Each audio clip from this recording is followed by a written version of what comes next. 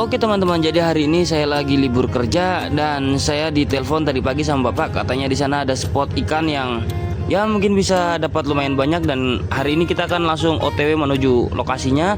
Dan ini sudah sampai di lokasinya dan ternyata airnya tuh masih besar. Dan di sini aku melihat tadi ada lubang kepiting, ini langsung aja aku turun, aku buat ya, siapa tahu di sini ada isinya. Dan ya ternyata zong, nggak ada isinya apa-apa.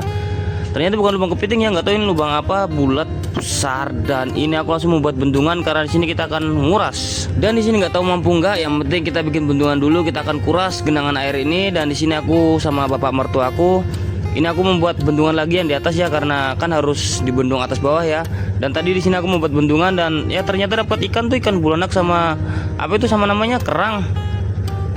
Dan di sini aku langsung aja menuju ke ember karena aku mau naruh ikan sama kerangnya. Dan di sini ikan sama kerangnya udah aku taruh di ember, udah dapat 3 tuh lumayan. Dan ini aku mau pindah lokasi ya, lokasi kedua.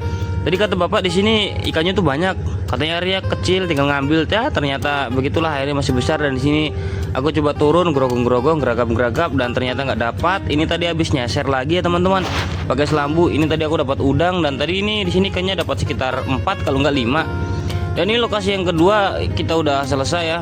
Kita udah selesai buat menjaring, bukan menjaring sih namanya, nyeser. Ini kita mau jalan lanjut lagi ke lokasi yang pertama tadi, yang airnya udah kita bendung, udah kita buang separuh. Siapa tahu di sana nanti airnya udah kering kan, jadi kita tinggal ngambil ikannya mungkin. Dan ini ternyata airnya masih belum kering, udah dikuras sama bapak aku, dikuras ada sekitar mungkin setengah jam. Dan di sini airnya sudah kering.